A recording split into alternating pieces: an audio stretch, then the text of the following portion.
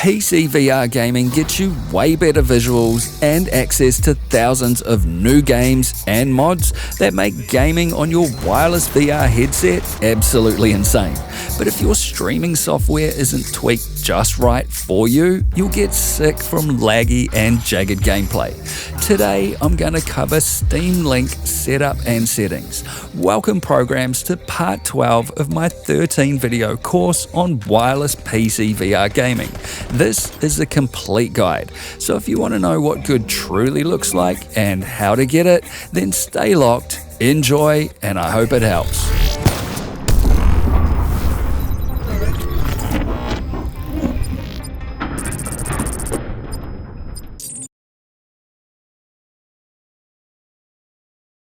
If you want to follow along with this complete course, check the links in the description to the other videos and for the equipment I use personally.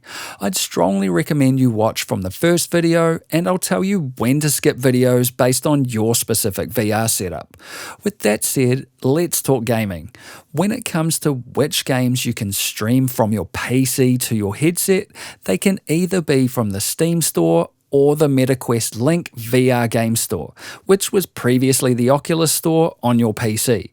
One of the downsides of using SteamLink is it can only play SteamVR games. So if you want to play PCVR games from the Steam library on your PC, download and install Steam on your PC, open it up, and then go to the Steam store and search for SteamVR. Click this one here and then install SteamVR on your PC. Now let's look at the software you need to stream those PCVR games from your chosen PC game library to your VR headset wirelessly. The options you have are Virtual Desktop, which is made by Guy Godin, SteamLink, which is made by Valve, and Airlink, which is made by Meta, formerly Oculus. I'll go right out and say it, Virtual Desktop is hands down the best of the three in terms of features and visual quality. It supports both Oculus or Meta and SteamVR games. It's $25 US when it's not on sale, and it's worth every single cent of that. It's also easy to use once I show you how it works. If you want to go the free route though, the next best option alternates between Meta's Airlink, which can also play Oculus/Meta and SteamVR PCVR games, and Valve's SteamLink. Airlink is more flexible and better than you think once you dive into a couple of hidden options, which I'll show you in the last video in this course. And SteamLink can play SteamVR PCVR games only, but even when you tweak the software properly, it's not quite as good as Airlink when it works, and nowhere near as good as Virtual Desktop. Still, it's worth making this video as some people just like the simplicity of SteamLink. So from here, let's set up Steam settings for SteamVR. Over on your PC, open up Steam, then in the top left, click on Steam, and then Settings. Click on Remote Play, and in the Advanced Streaming options, toggle on Enable Advanced Host Options, and then prioritize network traffic. Now toggle on the Enable Advanced Client options, then scroll down to Low Latency Networking and toggle that on too. With SteamVR set up, which will stream your PCVR games from your Steam games library to your VR headset wirelessly, you now need to install the SteamLink app from the Quest store on your headset, so you can play those streamed PCVR games in VR. To download and install SteamLink, over on your VR headset, go to the Meta store, search for SteamLink, click this one here, then click Download to download and install the SteamLink app on your Quest headset. Once that's done, you can start SteamLink from here, or go to your Quest's library and find SteamLink in here, and then click that to start. Allow SteamLink access to nearby devices. Pick your PC in this menu and click Connect. Then allow SteamLink access to your headset's microphone. If this is the first time you've run SteamLink, you'll see a pairing code here in VR, and you need to take that code and back on your PC, use your mouse and keyboard to enter that code into the Steam prompt and confirm. You should now be loaded into the SteamVR home environment. If you get stuck in this void, just keep going. You'll usually end up in the home environment after starting and then exiting a game. Regardless, the first thing you want to do is hit the menu button on your left touch controller to bring up the SteamVR dashboard. Here, you can choose between your PC's desktop, the game you are currently playing, or the Steam menu where you can change your settings. First, click the Steam button, then click the little VR headset icon in the bottom left over here and open the VR settings menu. In here, click on the audio menu and set the audio output and input devices both to headset. If you want your VR game audio to come out both your headset speakers or headphone jack and another set of speakers plugged into your PC at the same time, say if you want other people to hear it, then turn on audio mirroring. And from this drop-down list, pick where you want sound to come out of. I have my computer plugged into a Samsung TV, and so I'd select the Samsung speaker option in here. Yours may say Realtek speakers or something like that. If you're not sure which one is your computer speakers, just try them all until you get sound. If you don't get sound out of your headset or speakers, then click the desktop button and go to your desktop's taskbar. In Windows 10, click on the speaker icon and then your speaker output's name. Or if you're on Windows 11, click on the speaker icon and go to the sound output menu. And make sure this is set to speakers, Steam streaming speakers. If it isn't already set to that, then set it to that. If you still don't get sound, make sure that you have volume turned up here and the volume is up on your headset. If that doesn't work, exit Steam Link, quit SteamVR, then start SteamVR and Steam Link again. And if that still fails, restart your PC and then your headset and start SteamVR and Steam Link again. With the audio sorted, click on the Steam button again, go back into your VR settings menu, and now go into the video menu. Then click this to show the advanced settings. This is where you'll control the refresh rate and resolution of the VR game running on your PC. For the refresh rate, Quest 1 users are stuck at 72 Hz. For any other headset, if you're playing a slower paced game like Half-Life Alyx or Skyrim VR, this is better set to a lower refresh rate like 72 or 80 Hz, which then leaves your PC the power spare to crank up the image quality. Alternatively, with faster paced games like Beat Saber, where timing is critical, you can sacrifice a bit of visual quality to leave your PC the power spare to cope with a higher refresh rate, like 90 Hz. Or if you are using a Quest 2, 3 or 3S, the super fast 120 Hz, which gets you the lowest latency but will punish your PC. Quest 2 users will have to enable the 120 Hz mode in the display settings in your headset as it's not on by default. One of the major downsides I've found with Steam Link is even with a high-end PC and optimal network setup, using anything higher than 72 Hz results in micro stutters in a lot of games, which is why I recommend virtual desktop or even Airlink over Steam Link if you're wanting to use a higher refresh rate. When it comes to your PCVR game's resolution, you can set that in 3 different places. You can set it here in the global SteamVR video settings, which gets applied to everything you do in VR. Or you can set the resolution in the per application video settings for each game separately. Or you can set the resolution inside your VR game's graphics settings menu, the same as you would for traditional non-VR games. You need to be mindful of all 3 of these, because if you set your resolution in 2 or 3 different places, those settings will stack on top of each other and can blow out your performance.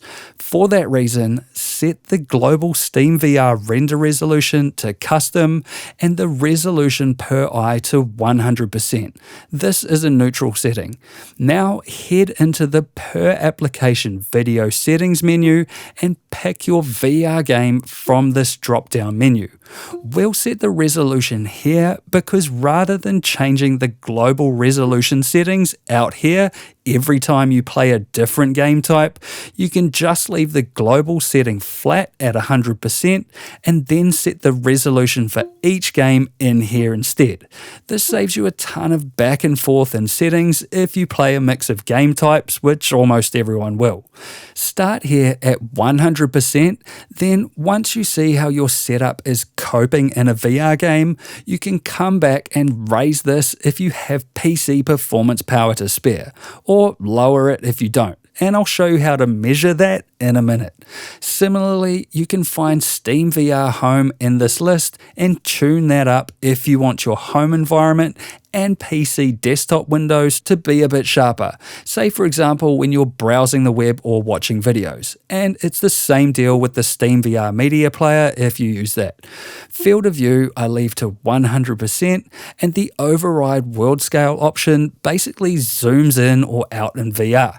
This can be handy to increase for games like Assetto Corsa, where the steering wheel in game is a bit small by default.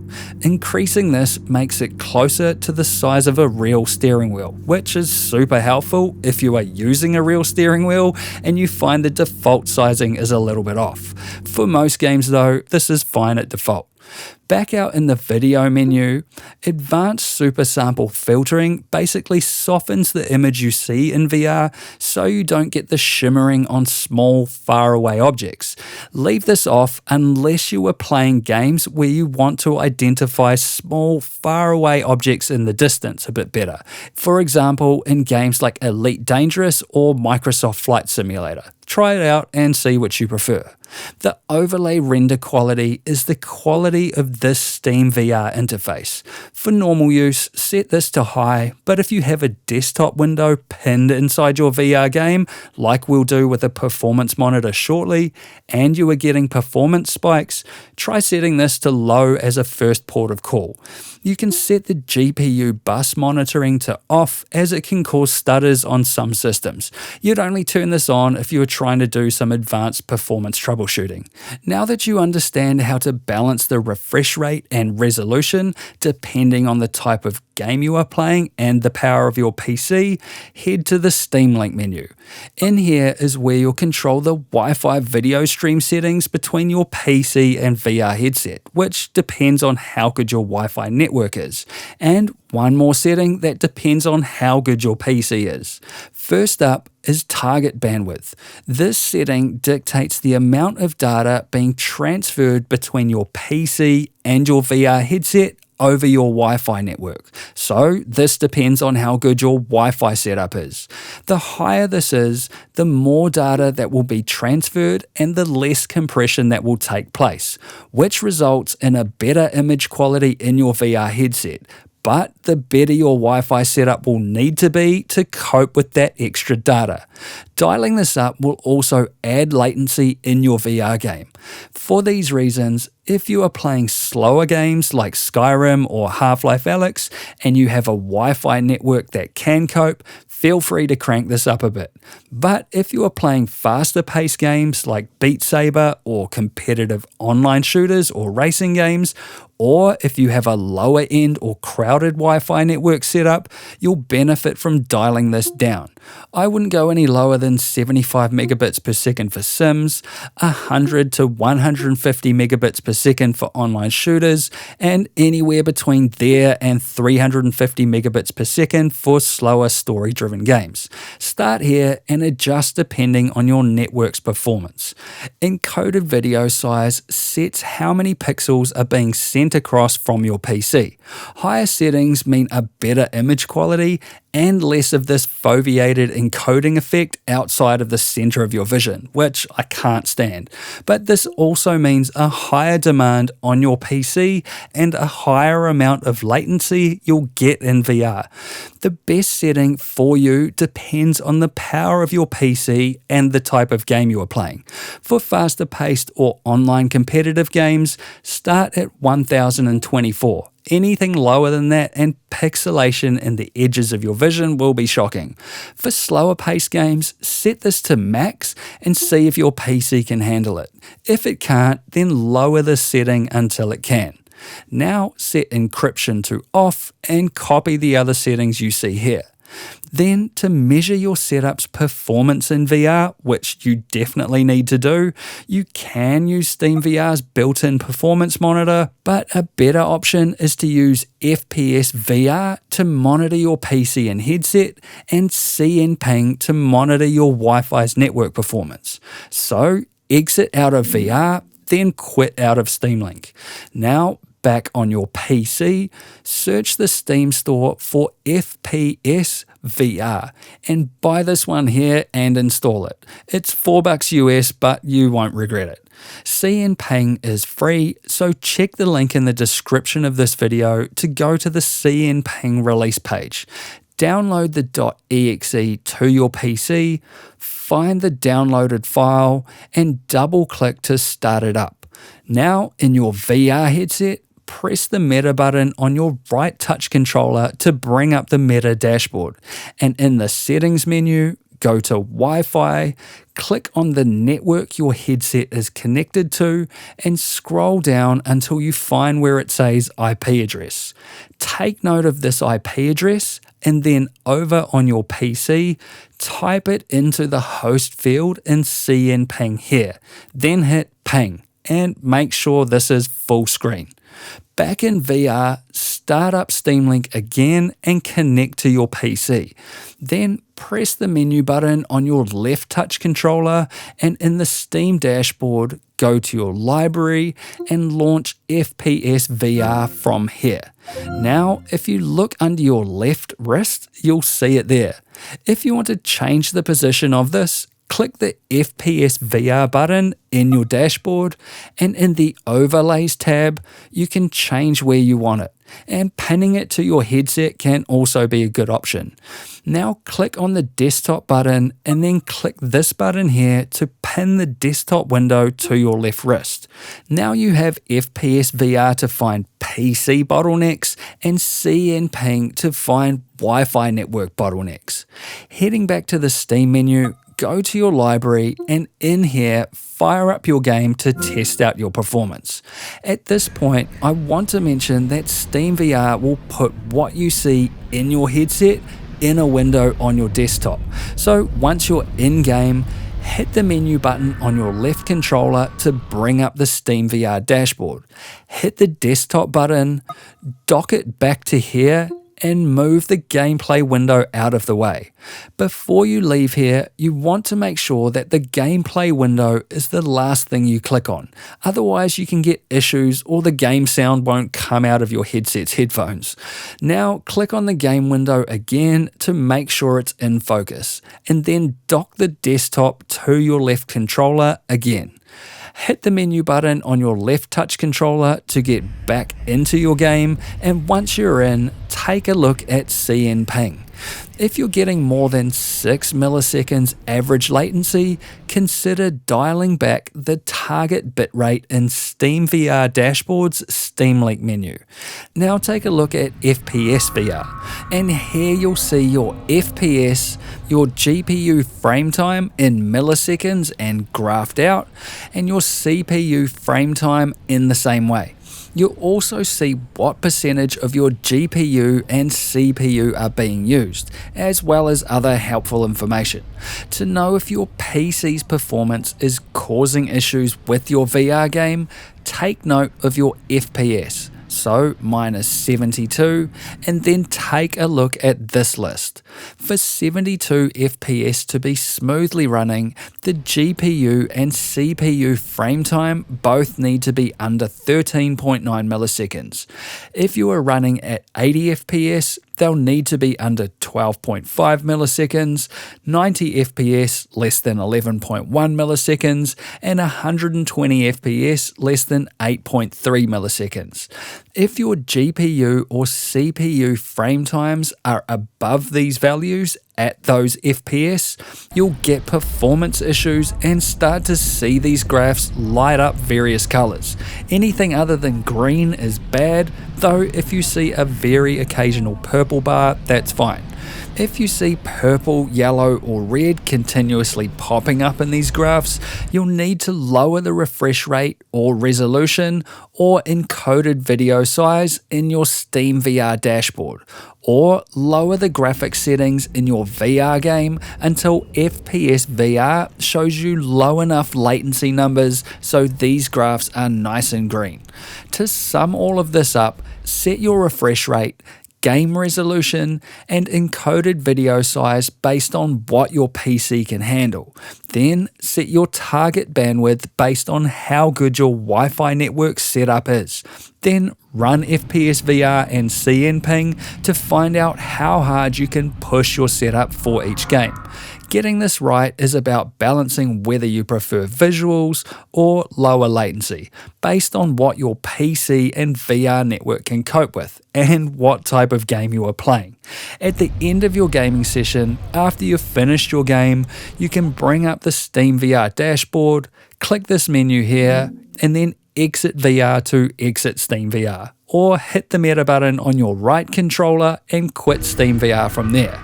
Hit me up in the comments below if you have any questions and I'll help you out there.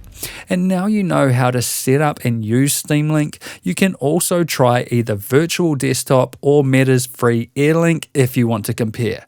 And to do that, check the links in the description and go to the virtual desktop or Airlink setup and settings videos in this course. Or if you're happy with Steam Link and this course has helped you out, then please consider sharing to help others. And that's it for this video. You can help support this channel and get exclusive content over on Patreon. And if you like this video, then hit the like button, have your say in the comments below, and hit the XO logo to subscribe if you wanna. I'll see you in the next one.